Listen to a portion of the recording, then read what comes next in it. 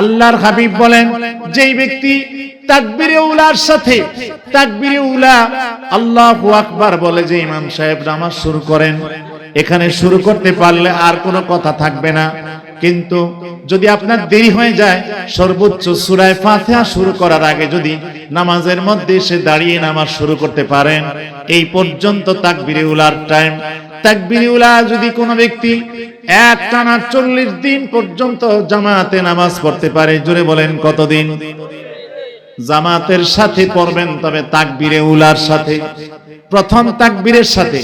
আল্লাহর নবী বলেন, ওই মুসল্লি, ওই নামাজিকে 40 দিন এমনি করে নামাজ পড়ার বিনিময়ে আল্লাহ তাআলা দুইটা মুক্তি দিবেন।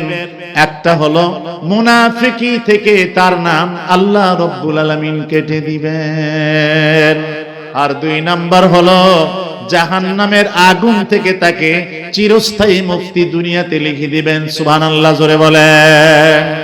আমার বন্ধুগণ, শুধু তা না, আল্লাহর হাবিব বলছেন, মান সাল্লা ইশা বিল জামাতি ফাকান্নামা সাল্লা নিসফাল লাইল। যেই ব্যক্তি এশার নামাজ জামাতে পড়েছে, আজকে এশার নামাজ জামাতে কারা কারা আদায় করতে পেরেছেন, কাদের তৌফিক হয়েছে আমি জানি না, হয়তো কারো ছুটে গেছে। আগামীকাল থেকে সিদ্ধান্ত নেন আমল করার জন্য ফজর থেকে। আল্লাহর হাবিব বলেন, যে ব্যক্তি জামাতের সাথে এশার নামাজ পড়লো, জোরে বলেন কোন নামাজ? আরো জোরে কোন নামাজ? কিসের সাথে? জামাতের সাথে পড়লো। নবীজি বলেন, ওই মুসল্লি ইমানদার রাতের অর্ধেক পর্যন্ত মনে হয় যেন সে নামাজ পড়লো। ওমান সাল্লাল ফাজরা মিল জামাআহ ফাকান্নামা সাল্লাল লাইলা কুল্লাহা।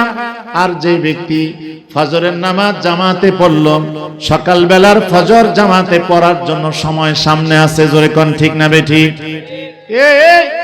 তোমরা মাদ্রাসার ছাত্র, আর আমিও মাদ্রাসার শিক্ষক, একসময় ছাত্র ছিলাম। আমারে থুইয়া তোমরা গেলে এটা কি ঠিক হইব? কি কোন আপনারা কোন মুরব্বীরা ঠিক হইব? এটা তোমরা থাকলে না আমার সাহস বাড়ে, কি কোন ঠিক না বেঠিক? তাদের জন্য দোয়া করতে পারবেন তো যাওয়ার সময়? আল্লাহ তাদেরকে বিজ্ঞ প্রাজ্ঞ আলেম বানায় দেখ, জোরে কোন আমিন। আমিও এটা বুঝছি কারা কারা ওয়াজ শুনতে আইছেন, কি কোন ঠিক না বেঠিক, এটাও বুঝতে পারছি। আমার বন্ধুগণ, আল্লাহর হাবিব বলেন, যে ব্যক্তি ফজরের নামাজ জামাতে পড়লো, জোরে বলেন কোন নামাজ? আর জোরে কোন নামাজ? কিভাবে পড়বেন? জামাতের সাথে। আল্লাহ রাব্বুল আলামিন জামাতে ফজর নামাজ পড়লে সারা রাত্র টানা বিরতিহীন, বেলা ডুবার পর থেকে বেলা ওঠা পর্যন্ত সারা রাত নামাজ পড়লে, সেজদা দিয়া পড়ে থাকলে যত সওয়াব হবে, মনে হয় সারা রাত নামাজের সওয়াব আল্লাহ তার আমলনামার মধ্যে দিয়ে দিবেন। আরো জোরে জোরে কোন সুবহানাল্লাহ। ও বন্ধুগণ, আপনারা কি জানেন, আমেরিকার বিশ্ববিদ্যালয়ের মধ্যে 2 ছাত্র একসাথে পড়াশোনা করে, একজন মুসলিম একজন খ্রিস্টান। মুসলিম ছেলেটাই বলে, ভাই আসরের আজান হয়েছে, সময় কম, আমি জামাতে নামাজটা পড়ি, তুমি একটু যদি বাইরে লেট করো, গাড়ির মধ্যে বসে থাকো। নামাজ পড়তে যাইয়া ছেলেটা ইস্তেনজা করলো, ওযু করলো। ইস্তেনজা বুঝেন তো? ইস্তেনজার বাংলা কি? হ্যাঁ মাগো, আপনারা তো আরবি শিক্ষিত যা দেখা যায়, মাশাআল্লাহ। ইস্তেনজা কিন্তু আরবি শব্দ। ইস্তেনজা করলো, এরপর ওযু করলো, মসজিদে প্রবেশ করে জামাতে শরীক হইল। জামাতে শরীক হওয়ার পরে নামাজ পড়ে আসতে দেরি হয়ে গেছে। এখন ওই ছেলেটাই গাড়িতে বইসা বলে, কিরে ব্যাপার কি, আমার ফ্রেন্ড গেল কই? সে তারে খুঁজতে বাইরে হইছে। মসজিদের বাইরে দাঁড়া ভিতরের দিকে তাকায় দেখে ইমাম সাহেব যখন সেজদা যায়, রুকুতে যায়, যা কিছু করে সাথে সাথে সবাই করে, 1 সেকেন্ডও দেরি করে না। আপনাকে এলাকার মধ্যে এইভাবে নামাজ পড়ে নাকি অন্যভাবে জামাতে নামাজ হয়? পড়েন তো, হ্যাঁ? একই সিস্টেম, কি কোন ঠিক না বেঠিক? এই দৃশ্য দেখার পরে খ্রিস্টান ছেলেটার চোখ ছানা বড় হয়, কিরে আমাদের ধর্মের মধ্যে তো কেউ কারোরে ইবাদতের মধ্যে এভাবে উপাসনায় মানে না। এবার ওই ছেলেটা বেরিয়ে আসছে, আসার পরে দেখে খ্রিস্টান ছেলেটা চেহারাটা মলিন করে দাঁড়ায় রইছে। ওই লোকটাকে, ছেলেটাকে জিজ্ঞাসা করে তার ওই মুসলিম বন্ধু, কি ব্যাপার তোমার চেহারা মলিন কেন? দেরি হয়ে গেছে বন্ধু, সরি, দুঃখিত, আমারে মাফ করে দিবা। খ্রিস্টান ছেলেটা চোখের পানিগুলো ছেড়ে দিয়ে বলে, বন্ধু এটা না রে বন্ধু, অন্য কিছু না। আমি চিন্তা করে দেখলাম তোমরা যে নামাজ আদায় করলা, যে ইবাদত করলা, উপাসনা করলা, যে প্রেয়ার করলা, এই প্রেয়ারের ভিতরে প্রার্থনার মধ্যে একটা জিনিস শিক্ষা লাভ করলাম, মুসলমানরা বড় ভদ্র, মুসলমানরা ঐক্যবদ্ধ, মুসলমানরা একে অপরকে মাইন্না চলে। একজন লোকে যা করে সবাই তা করে। চিল্লায়া জোরে কোন মারহাবা। বন্ধু, যে ধর্মের ভিতরে এমন সৌহার্দ্য আচরণ আছে, ভালোবাসা আছে, ভ্রাতৃত্ব আছে, ঐক্যবদ্ধতা আছে, মান্যতা আছে, আমি সিদ্ধান্ত নিয়েছি তুমি যদি আমারে পারো এই মসজিদের ইমাম সাহেবের হাতে হাত লাগায় মুসলমান বানায় দাও। নারায়ে তাকবীর, নারায়ে তাকবীর। কোরআন সুন্নাহর আলো। আমার আল্লাহ তাআলা গোটা পৃথিবীতে রাসূলের বরকতের হাত দিয়ে ইসলামকে ঘরে ঘরে এমনি করে পৌঁছায় দিয়েছেন। জোরে কোন ঠিক না বেঠিক? জামাতের এই দৃশ্য দেখে ছেলেটা খুশি হয়ে যায়। আমার বন্ধুগণ, এখন সে যখন নামাজ পড়তে যায়, মুসলিম ছেলেটা টুইটারের মধ্যে লেখাটা দিয়েছে যে আমি যখন নামাজ পড়ি আর আমার নবমুসলিম বন্ধু যখন নামাজ পড়ে, নামাজের মধ্যে দাঁড়াইলে, এখন নামাজ শিখার পরে নামাজ যখন শুরু করেছে, এমন হালত হয়েছে আমার চাইতে আর তার নামাজের সময় আরো বেশি লাগে, বেশি লাগে। সুবহানাল্লাহ জোরে কোন। আমি জিজ্ঞাসা করলাম, বন্ধু আগে তুমি আমারে প্রশ্ন করছো কেন আমরা এমনি নামাজ পড়ি, এখন তোমারে প্রশ্ন করব তুমি এত দেরি করো কেন? এখন আপনারা হয়তো কেঁদেই দিবেন। নবমুসলিম ছেলেটারা তো আর খ্রিস্টান বলা যায় না। জোরে কোন ঠিক না বেঠিক? ছেলেটার চোখের পানিগুলো দর দর করে ছেড়ে দিয়ে বলে, বন্ধু রে, আগে তো আর জানি না রে অমুসলিমের ঘরে জন্ম নিয়েছি রে দোস্ত, এটা কেমন ইবাদত? এই নামাজের মধ্যে আমি যখন দাঁড়াই, ছোট ছোট 2-3টা সূরা আমি পারি, সূরা ফাতিহা সহ কয়েকটা সূরা, ওই ছোট্ট ছোট্ট সূরাগুলো আমি বারবার তেলাওয়াত করি। তার কারণ হলো নামাজের মধ্যে কোরআন তেলাওয়াতের স্বাদ এত বেশি লাগে, নামাজ ছাড়তেই মন চায় না। আপনার একটা প্রশ্নের উত্তর দিবেন, আমি কথা খুব তাড়াতাড়ি গুছায় আনতেছি, আপনারা এবার বিরক্ত হন, বিরক্ত হইতেছেন মনে হয়।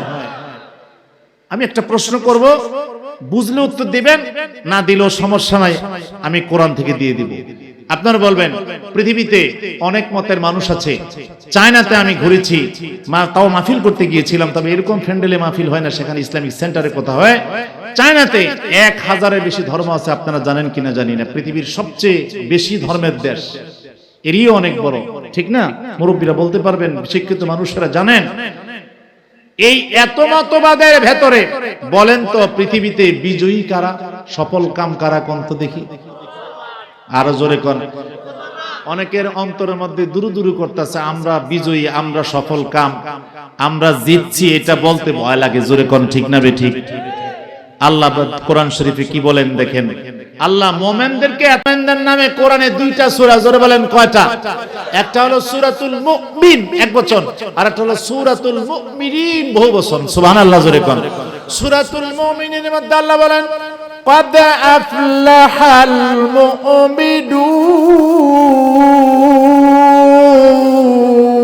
المؤمنون الذين هم في صلاتهم خاشعون।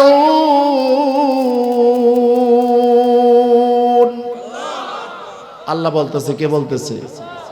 কদ আফলাহাল মুমিনুন, আল্লাহ বলেন মুমিনরাই সফল। আলহামদুলিল্লাহ জোরে কোন।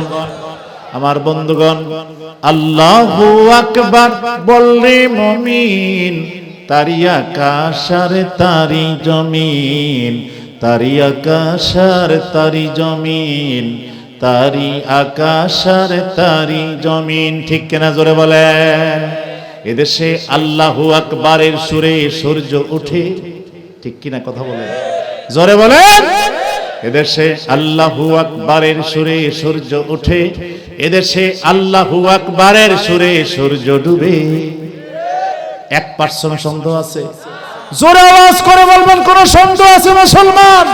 অতএব যে আল্লাহর আইনে, আল্লাহর বিধানে, আল্লাহর কথায়, আল্লাহর ওয়ারে সূর্য ডোবে সূর্য ওঠে, ওই আল্লাহর রাজত্ব পৃথিবীতে কায়েম করতে হবে। জোরে কোন ঠিক না বেঠিক? যত দলমত করো, কিয়ামতের দিন ধরা কিন্তু পড়বা, কোনো সন্দেহ নাই। এখানে আমি মৌলবী, আমাকে অ্যাবাউট করতে পারবা, কিয়ামতের দিন আল্লাহর সামনে আল্লাহকে অ্যাবাউট করা দূরের কথা, এক চুল পরিমাণ হিসাব দেওয়া ছাড়া আল্লাহর আদালত থেকে সরার ক্ষমতা কারো নাই, কারো নাই। জোরে কোন ঠিক না বেঠিক? কারো নাই। হিসাব দিতে হবে, দিতে হবে কিনা জোরে কোন? অতএব ভয় পাবেন কাকে? শুধু কাকে? জোরে বলেন, শুধু কাকে? ইবাদত করব, বলেন ইবাদত করব একমাত্র, শুধুমাত্র, কেবলমাত্র আল্লাহ। আর ভয় পাবো কাকে? একমাত্র আল্লাহকে। তিনটা কথা মনে রাখবেন, ইবাদত করব আল্লাহর শুধুমাত্র, ভয় পাবো শুধুমাত্র আল্লাহকে, সাহায্য চাইবো কার কাছে? নাকি আবার খাজা বাবার কাছে যাইবেন? আপনাকে তো এলাকায় আবার বড় বড় ফিস সাহেব আছে অনেক। জোরে কোন ঠিক না বেঠিক? কোন বেজালো পড়ি আবার যাইবেন পীরের কাছে মুড়ি দিবেন? নামাজের কথা বললে, রোজার কথা বললে, সুন্নতের কথা বললে পীর ঠিক আছে, নিজে আমল করছে কি নিজেও দেখবেন, কি কোন ঠিক না বেঠিক? কিন্তু ফিস সাহেব যদি কাল কয় যে আইসদ গরু আনসতনি, মহিষ আনসতনি, টেহা আনসতনি, তাহলে কেমন দূর দূরে গোষ্ঠী গিলে। জোরে কোন ঠিক না বেঠিক? হাদিয়া আমি ভাল লাগলে দিয়াম সুন্নত, ভাল না লাগলে পকেটে থাকবে, কি কোন ঠিক না? কিন্তু হিসাব যেটা বাপ দিরা থাকে, কি খবর আনসতনি, এডি কি আবার মুসাফা করলে আঙ্গুলের হাতের মধ্যে খুঁসা। জোরে কোন নাউজুবিল্লাহ। এডি বন্ড। জোরে এডি কোন, জোরে কোন এগুলো কি বন্ড। যারা আপনাকে রসুলের কথা বলবে, নবীর প্রেমের কথা, আল্লাহর ভয়ের কথা, আখিরাতের কথা, নামাজের কথা বলবে, পীর সাহেবের কাছে মুড়ি দেবেন, বাধা নাই। আমারও পীর আছে বাংলাদেশের 13 মাদ্রাসা বুখারী শরীফ পড়াইতে পড়াইতে মারা গেছে আমার পীর সাহেব, বুঝছেন? বুখারী পড়ছি, মুড়ি দইছি। আপনার এরকম পীর পাইলে মুড়ি দইয়েন, তবে আমাকে দেখেন পীর সাহেবের নামাজ ঠিক আছে কিনা। যদি দেখেন পীর সাহেবের নামাজ সুন্নত তরিকা, এই পীর ধরবেন, কাজে লাগবে। জোরে কোন ঠিক না বেঠিক? বলতেছিলাম আল্লাহ তাআলা বলেন বান্দারে, মুমিন বান্দারা সফল। জোরে কোন ঠিক না বেঠিক? মুমিনরা সফল, তবে কি কয়েকটা গুণ লাগবে। এক নম্বরের গুণ হলো যারা নামাজ পড়ে আগ্রহ সহকারে মনোযোগ দিয়ে নামাজ পড়ে। জোরে কোন সুবহানাল্লাহ। হাদিসের মধ্যে আসছে, একটা হাদিস শোনাবো, রাজি আছেন আপনারা? না চলে যেতে পারেন আবার বলবো? এক হাদিস আসছে, রাসূল পাক সাল্লাল্লাহু আলাইহি ওয়াসাল্লাম একটা যুদ্ধের মধ্যে গেলেন, গিয়া তাঁবু আটলেন। তাঁবুর মধ্যে নবীজি ডাকলেন, আনসারী আর মুহাজিরদেরকে ডেকে বললেন, শোনো সাহাবীরা, এই যুদ্ধের মধ্যে আগামীকাল আমাদের যুদ্ধের দামামা বাজবে, রাতের বেলা আমাদেরকে এখানে থাকতে হবে। রাসূল পাক সাল্লাল্লাহু আলাইহি ওয়াসাল্লাম সহ, আল্লাহ রাসূল সহ तमाम সাহাবীদেরকে, সৈনিকদেরকে পাহারা দিতে পারবে এমন 2 জন সাহাবী প্রয়োজন। সাথে সাথে আনসারদের ভিতর থেকে একজন, মুহাজিরদের মধ্য থেকে একজন শটান দাঁড়ায় গেছে, হুজুর সারা রাত আপনাকে পাহারা দেওয়ার জন্য চোখে ঘুম দেব না। জোরে কোন সুবহানাল্লাহ। হাদিস শরীফের মধ্যে আছে, আল্লাহর হাবিব বলেন, যেই চক্ষু কোন মুজাহিদদেরকে পাহারা দেওয়ার জন্য রাত ঘুমায় নাই, ওই চোখের জন্য জাহান্নামের আগুন আল্লাহ হারাম বানায় দিয়েছে। আরেক চক্ষু হলো যেই চক্ষু আল্লাহর ভয়ে চোখের পানি চোখ দিয়ে বেয়ে বেয়ে ফেলে দিয়েছে, বেশির প্রয়োজন নাই, এক ফোঁটা চোখের পানিও যদি পড়ে আল্লাহ রব্বুল আলামিনের জাহান্নামের আগুনে চোখের জন্য আল্লাহ হারাম বানায় দিবেন। সাহাবী 2 জন দাঁড়ায় যায়, আনসারী মুহাজিরকে ডেকে বলে, মুহাজিরি ভাই একটা কাজ করো, সারা রাত 2 জন পালাক্রমে ডিউটি করি, অর্ধেক রাত আমি, অর্ধেক রাত তুমি। কয় ঠিক আছে। এবার একজন ঘুমায় গেলেন, রেস্ট করলেন, আরেকজন দাঁড়ায় আছেন শটান, তরবারি খানাঙ্গা তরবারি হাতে নিয়ে দাঁড়ানো। হঠাৎ করে কাফেরদের ঘাঁটি থেকে কাফেররা বলে, কিরে এটা, এই ঘাঁটির ভিতরে মুহাম্মদ তার সাহাবীরা ঘুমায় আছে, চল এখানে হামলা করি। হামলা করার জন্য গিয়ে এসে দেখে ওই তাঁবুর গেটের সামনে একটা পিলারের মতো দেখা যায়, কারণ নবীজির সাহাবীরা যখন নামাজে দাঁড়াইতেন তখন তাদের পা থেকে তীর খুলতো, তারা উ শব্দ করা দূরের কথা, সামান্য পরিমাণ নড়াচড়া করতেন না। জোরে বলেন সুবহানাল্লাহ। এমন শটান মনোযোগ দিয়ে দাঁড়াতেন, মনে হয় যেন কাঠের টুকরা দাঁড়িয়ে আছে। কি নামাজ পড়ি মুসলমান, ভালো করে শুনেন। কাফেরের সৈনিকেরা বলে, ভালো করে বুঝো, মুহাম্মাদের সৈনিকেরা, মুহাম্মাদের সাহাবীরা যখন নামাজ পড়ে তারা এইভাবে নামাজ পড়ে যে তাদের আল্লাহ তাদের সামনে খাড়া, জোরে কোন ঠিক না বেঠিক? কয় না আমি বুঝতে পেরেছি এটা গাছের টুকরা, গাছের পিলার। কয় নেতাজি একটা কাজ করেন, একটা তীর দূর থেকে মাইরা দেখেন ওই গাছের টুকরাটা যদি মানুষ হয় তাহলে তীর পড়লে নড়াচড়া করবে, আর ওই তীর নিক্ষেপ করলে যদি নড়াচড়া করে বুঝবো এটা মানুষ, আর যদি নড়াচড়া না করে গাছের টুকরা। এবার দূর থেকে একটা তীর মারা হলো তাকে পরীক্ষা করার জন্য। তীর আসে দেশে যখন লাগে তিনি নড়াচড়া করলেন না, নামাজ পড়ে যাচ্ছেন। আবার একটা তীর মারা হলো, আবার তীরের আঘাত তার গায়ে লাগলো, আবার তীর মারা হলো, আবার তীর তার পায়ের মধ্যে পড়লো। তিনি চিন্তা করলেন রক্তগুলো যে পিনকি দিয়ে শরীর থেকে বেরিয়ে গেছে, এখন যদি আমি এই নবীজির পাহারাদারির ব্যাপারে দায়িত্ব অবহেলা করি এমনটা হতে পারে রে, কিয়ামতের ময়দানে আমার আল্লাহ তাআলা বলবেন ও আমার নবীর সাহাবী, তোকে যে আমার নবী আর নবীর সাহাবীদের পাহারাদারির দায়িত্ব দিয়েছিলাম, কি করলি তুই? কিছুই তো করলি না। তুই অবহেলা করার কারণে আমার নবী আজ শহীদ হয়ে গেছে, সাহাবীরা শাহাদাত বরণ করেছে। এই চিন্তা করেন আমার ছেড়ে দিয়া আনসারী ভাই মুহাজিরকে ডাকলেন। মুহাজির ডেকে বলেন, আনসারী ভাই তোমার গা থেকে এমনি রক্ত ঝরছে, তীর গায়ের মধ্যে, তিনটা ব্যাপারটা কি? কেন তুমি আমার এতক্ষণ ডাকলা না, একা কেন মোকাবেলা করলা? পারে না ভাই, নামাজ পড়তেছিলাম, নামাজের মধ্যে তারা আমাকে তীর মেরেছে, এই জন্য রক্তাক্ত হয়েছি, নামাজ ছাড়তে পারি নাই, তীরও আমাকে মারছে, তীর থেকে বাঁচতে পারি নাই। এটা কেমন নামাজ পড়লা? তার কারণ হলো নামাজ যখন পড়া শুরু করলাম, আমি যখন পাহারা দেওয়া শুরু করলাম, মনে করলাম একা দাঁড়ায় থাইকা লাভ কি, এই জন্য আমি ভাবলাম 2 রাকাত নামাজ পড়ি। 2 রাকাত নামাজের নিয়ত করে দাঁড়িয়ে গেলাম, আর কোরআন তেলাওয়াত এমন মজা লাগতে শুরু করেছে। একদিক থেকে শত্রু সৈনিকেরা যে আমাকে তীর মেরেছে, নামাজের মধ্যে এমন একাগ্রতায় ছিলাম, এমন খুশু খুজুর সহিত নামাজ পড়েছি, তীরের আঘাত আমার গায়ের মধ্যে সামান্য মতো আমি স্পর্শ করি না। এর নাম নামাজ, জোরে কোন ঠিক না বেঠিক? আমার রাসূল মুহাম্মদ আরবি সাল্লাল্লাহু আলাইহি ওয়াসাল্লামের জিন্দেগি থেকে একটা টুকরা বলবো, আলোচনা শেষ করব। রাজি আছেন শোনার জন্য ইনশাআল্লাহ? কারণ আমি তো কথা আধা ঘন্টা প্রথম বলতেই পারি নাই, কি কোন ঠিক না বেঠিক? বাকি আপনারা যদি বলেন বলবো, আর যদি বলেন যে না হুজুর মুনাজাত করে, আমি মুনাজাত করবো, আমার কোনো আপত্তি নাই। শেষ করব? আমার তো কথা গোছাই আনতে ভালো লাগবে, বুঝছেননি? আমি তো শুরুই করতে পারি না, শুরু করতে সময় অনেক নষ্ট হয়েছে। স্যার আসছে, সময় তো দিতে হয় স্যারকে। সবাই আচ্ছা, একটা খবর আপনারা জানেননি, সবার কিন্তু দাওয়াত কিন্তু আছে, এটা জানেন না? তো কেউ যায়েন না, ওনারা কিন্তু অ্যারেঞ্জ করে রাখছে, সবাই দাওয়াত খাইয়া যায়েন। আল্লাহ কবুল করুক, জোরে কোন আমিন।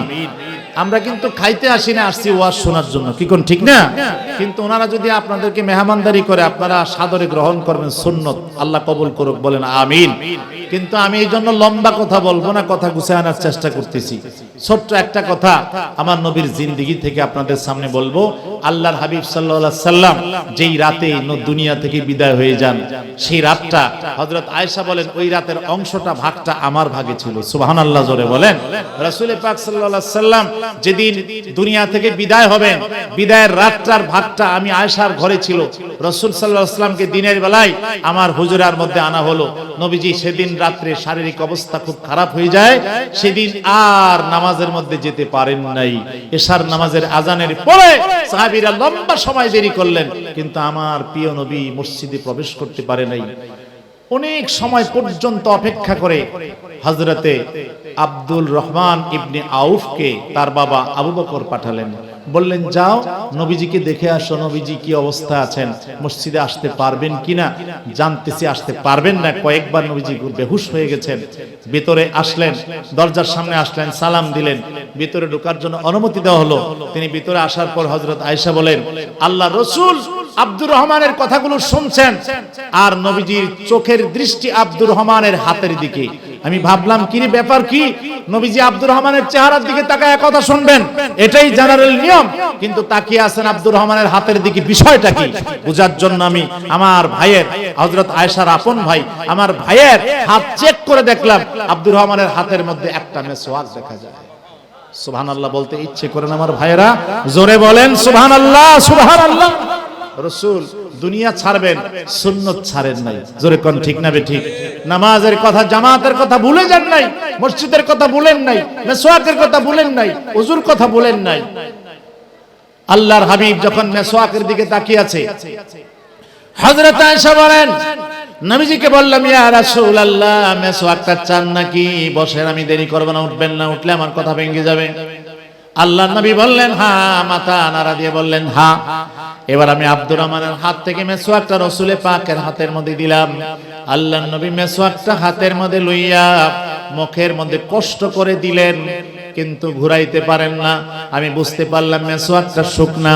বললাম, ইয়া রাসূলুল্লাহ, আমি আয়েশার মুখের মধ্যে দিয়ে চিবাইয়া মেসওয়াকটা কি ভিজায় দিব নাকি? নবীজি মাথা নেড়ে বললেন ঠিক আছে। আমি মেসওয়াকটা নিলাম, নবীজির মুখের থুতু যাই লাগছে ওই থুতুটা আমার মুখের মধ্যে গিয়ে আমার থুতুর সঙ্গে একত্রিত হয়ে যায়। সুবহানাল্লাহ, জোরে কোন। এবার আমি যখন চিবায়া নরম করে দিলাম, নবী ওই মেসওয়াকটা মুখের মধ্যে দিয়া এভাবে ঘষে ঘষে মেসওয়াক করে খুশি হয়ে গেলেন। দেখেন, একই মেসওয়াক আব্দুর রহমানের মুখে লাগছে, এবার রাসূলের মুখে লাগছে। রাসূল সাল্লাল্লাহু আলাইহি ওয়াসাল্লামের মুখ থেকে হযরত আয়েশা রাদিয়াল্লাহু তাআলা আনহার মুখের মধ্যে লাগলো, হযরত আয়েশার মুখ থেকে আবার আমার নবীর মুখের মধ্যে। তাদের মাঝে কত কত ভালোবাসা, জোরে বলেন ঠিক কিনা? হযরত আয়েশা বলেন, আমি তখন আনন্দে আত্মহারা, যে আমার নবীর থুতু আমার মুখে আর আমার থুতু নবীজির মুখের ভিতরে। কিছুক্ষণ পরে আব্দুর রহমান চলে গেলে নবীজি যাওয়ার সময় বললেন, তোমার আব্বার এই নামাজও পড়াইতে বলো। হযরতে আবু বকর নামাজের মধ্যে দাঁড়াইলেন, আর বেলাল পেছন থেকে ইকামত দিলেন। যখন বললেন, আশহাদু আন্না মুহাম্মাদার রাসূলুল্লাহ, এই কথা বলার পরে বেলাল পিছনের দিকে থপাস করে বেহুশ হয়ে পড়ে যায়। বেলাল হুঁশ আসার পরে জিজ্ঞাসা করে, এমন করলা কেন? বেলাল বলে, কি বলবো, আমি যখন নামাজে দাঁড়াই ইকামত দেই, আশহাদু আন্না মুহাম্মাদার রাসূলুল্লাহ বলার সময় আমি পিছন থেকে গোপনে গোপনে আঙ্গুল নবীজির পিঠের দিকে, নবীজির দেহ মোবারকের দিকে আঙ্গুল ইশারা করে বলি, আশহাদু আন্না মুহাম্মাদার রাসূলুল্লাহ। এখন তো আমি রাসূলের দিকে ইশারা করতে পারছি না। নামাজ শেষ হয়ে যায়, নবী জানালা দিয়ে নামাজ অবলোকন করলেন, চোখের পানি দরদর করে পড়ল। হযরত আয়েশা বললেন, হুজুর কাঁদেন। কয়, দেখো, এই জামাতের জন্য কত রক্ত আমি জড়াইছি তাইফে, আর উহুদের প্রান্তরে দান দান মুবারক আমার শহীদ হয়ে গেছে রে আয়েশা। কপালের রক্তগুলো পিনকি দিয়ে বেরিয়ে গোটা চেহারা লালে লাল হয়ে গেছে রে আয়েশা। আয়েশা রে, ওই নামাজে আজকে আমার সাহাবীরা ওই নামাজ আজকে জামাতে পড়ছে, দৃশ্য দেখে খুশি হলাম। আল্লাহ যেন এই জামাত কিয়ামত পর্যন্ত চালু রাখে, বলেন আমিন। হযরত আয়েশা বলেন, রাত অনেক গভীর, নবীজি আমার ডেকে বলে, আয়েশা, আমার মাথাটা তোমার বুকের দিকে একটু উঁচা করে ধরো, শ্বাস নিতে কষ্ট হয়। আমি নবীজির মাথাটা আমার বুকের মধ্যে টেনে ধরলাম, কাঁধের মধ্যে মাথাটা রাখলাম, দেহটা বুকের মধ্যে ঠেকাইয়া ধরলাম। হযরত আয়েশার বয়স তখন মাত্র 18 বছর, আমার নবীর বয়স তখন 63। এমন সময় তো নবীজির শরীরটা অনেক অনেক ভারী। হযরত আয়েশা বলেন, কিন্তু এমনই সময়ের মধ্যে আল্লাহর হাবিব আমারে কয়েকটা ওসিয়ত নসিহত করলেন।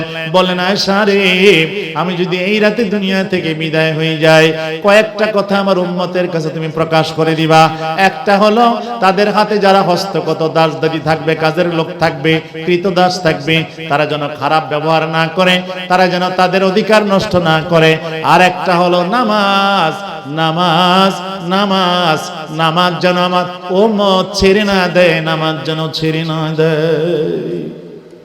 হযরত আয়েশা বলেন, এর কিছুক্ষণের মধ্যে নবীজির শরীরটা, দেহটা আমার উপর ওজন ভারী হয়ে যায়। আমি অনেক কষ্ট করে নবীজিকে বহন করছি। ভাবলাম নবীজি তো ওজনদার, কিন্তু এত ওজন তো হয় না। বুকের মধ্যে হাত লাগায় দেখি রে, আমার নবী আর পৃথিবীতে নাই, দুনিয়া ছেড়ে দিয়েছে। ও মিয়া সাবেরা, বিদেশ যাইতা কাঁদছ, কত মানুষের জন্য কাঁদছ, অসুস্থ হইয়া কান্নাকাটি করছো, কিন্তু আল্লাহ এবং তার রাসূলের জন্য যদি কাঁদো, এই চোখের পানি কিয়ামতের দিন তোমাকে জান্নাত পর্যন্ত পৌঁছাইয়া দিবে। হযরত আয়েশা বলেন গোটা মদিনায় খবর ছড়িয়ে পড়েছে আমাদের প্রিয় নবী নাই রে নাই। হযরত ওমর তরবারি নিয়ে বাড়ায় বলে যে বলবি নবীজি মারা গেছে গর্দান উড়াইয়া দিব। ওসমান ঘরের ভিতরে ঢুইকা ঘরের খিল দরজা লাগায় দিছে। বিবি রে ও বিবি আমার নবী মরে নাই, যদি আমাকে নবীজি ডাক না দেয় দরজা খুলবা না, নবী আমারে ডাক দিলে দরজা খুলবা, তার মানে ব্রেন ঠিক নাই। হযরত আলী মাটির মধ্যে গড়ায় বলে আল্লাহ যেই মাটির মধ্যে আমার নবীর শোয়াইবো ওই মাটির উপর আমি কেমনে হাঁটবো? আমার আগে মাটি রে তুই খা, তারপর আমার আগে গ্রাস কর, তারপর আমার রাসূলকে মাটিতে শোয়া।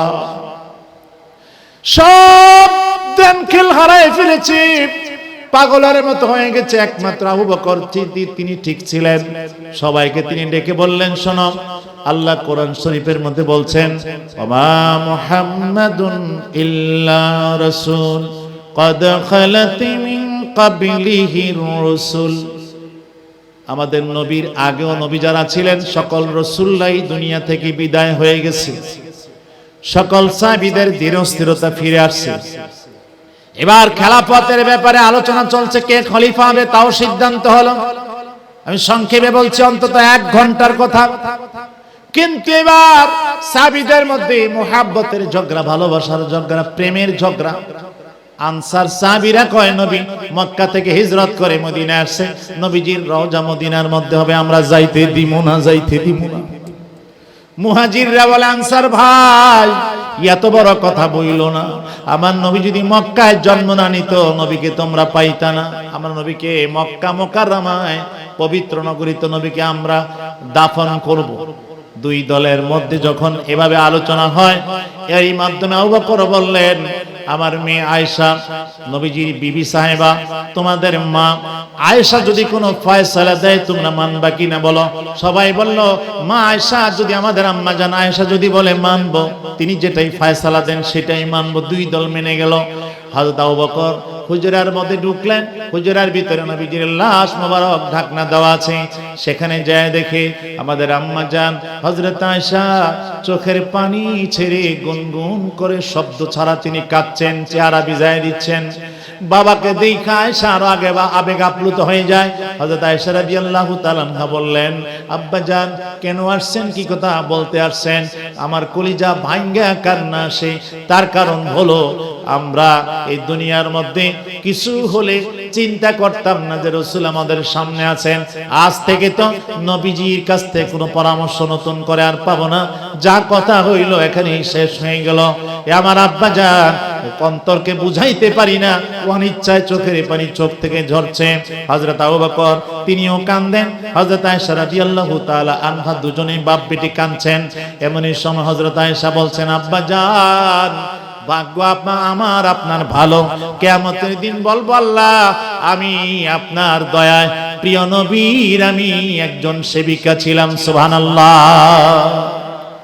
আর আপনি বলতে পারবেন আল্লাহ আমি শেষ নবী আখিরি নবী আপনার হাবিবের আমি শ্বশুর। নিজের কন্যাকে সপর্দ করে নিজের জীবন ধন্য করেছি।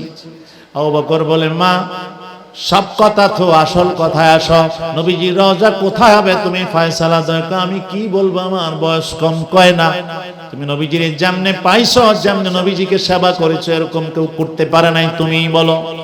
হযরত আয়েশা বললেন আব্বা জান নবীজি ইন্তেকালের আগে একদিন আমার কোলের মধ্যে মাথা রেখে নবীজির মাথার চুল আমি এভাবে করে বিলি কেটে দিচ্ছি। আল্লাহর হাবিব আমাকে ডেকে বলে আয়েশা রে তোমার কোনো জানতে চাওয়া আছে কিনা? বললাম ইয়া রাসূলুল্লাহ একদিন তো আপনি দুনিয়া ছেড়ে চলে যাবেন, যেদিন আপনি দুনিয়া ছাড়বেন এই জগৎ ছেড়ে চলে যাবেন, আপনার কবর রওজা কোথায় হবে একটু বলে গেলে ভালো হয়। আল্লাহর নবীর চোখের কোণার মধ্যে পানি জমে যায়। বললেন আয়েশা রে দুনিয়ার তামাম নবী রাসূলদের সুন্নাত হলো তারা যে হুজরার মধ্যে ইন্তেকাল করে সেই হুজরাই তাদের কবর হয়ে যায়, ওই হুজরার মধ্যে তাদের কবর হয়।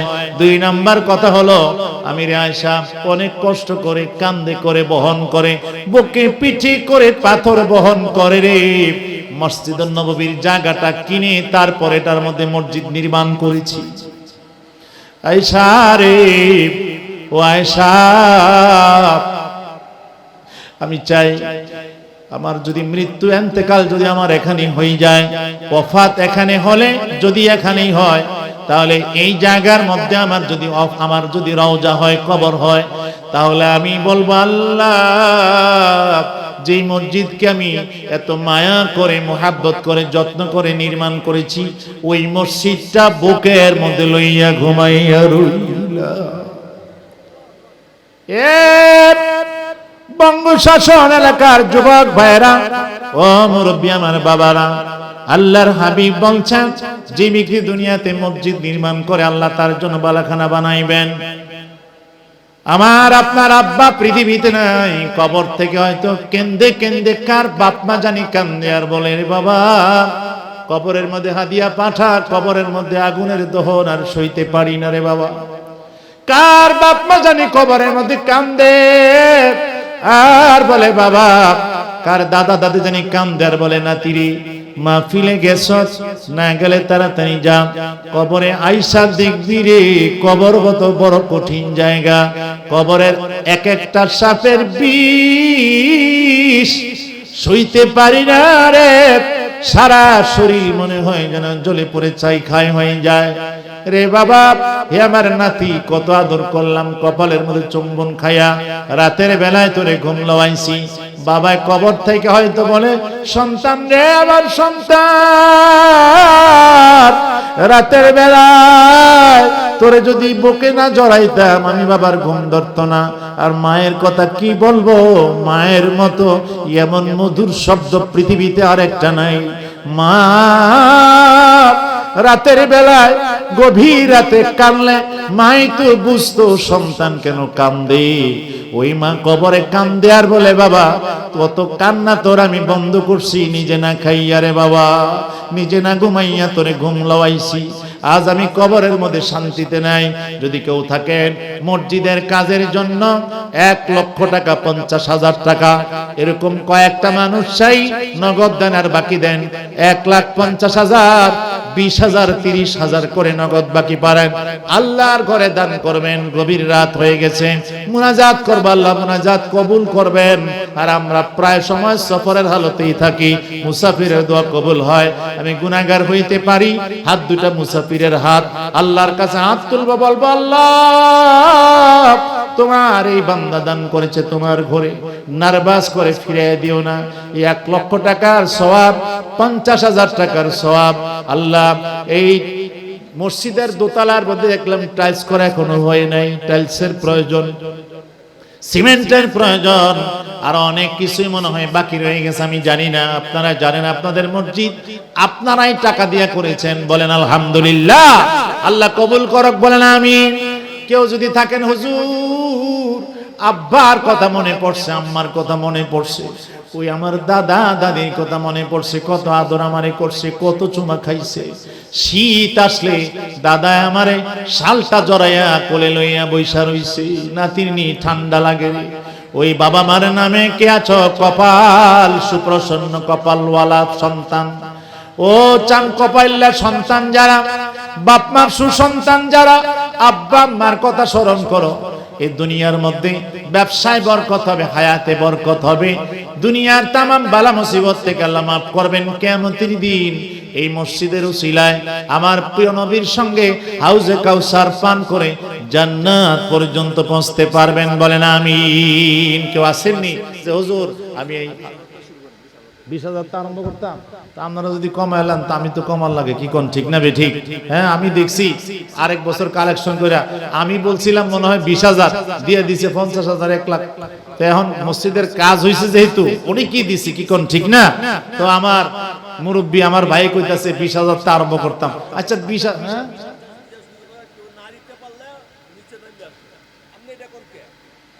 আপনারা আসলে যেমনে আমারে বুঝান, আমার মনে হয় এখান থেকে ওয়াজ বুঝে যাইতেছি আমি, সম্ভবত প্রথম থেকে কিন্তু এই অবস্থায় আছি। তো আমি তো আবার ওই ভুইয়ার ফুট, এই দেশের তো জমিদারি আমরা করছি না, এই রক্ত তো আমার শরীরে আছে, আমি সহজে কিন্তু রাগ হই না। আর রাগ হইলে কিন্তু গেলাম সব থুইয়া যাও না মানুষ, রাগ হইলে একবার হই, এত ডিস্টার্ব করলে তো হইতো না। আমি 1 লাখ কইছি মিয়া, 10,000 করলে আমরা 1 লাখ পাইলে, কি কোন ঠিক না বে ঠিক? আছে না মানুষ?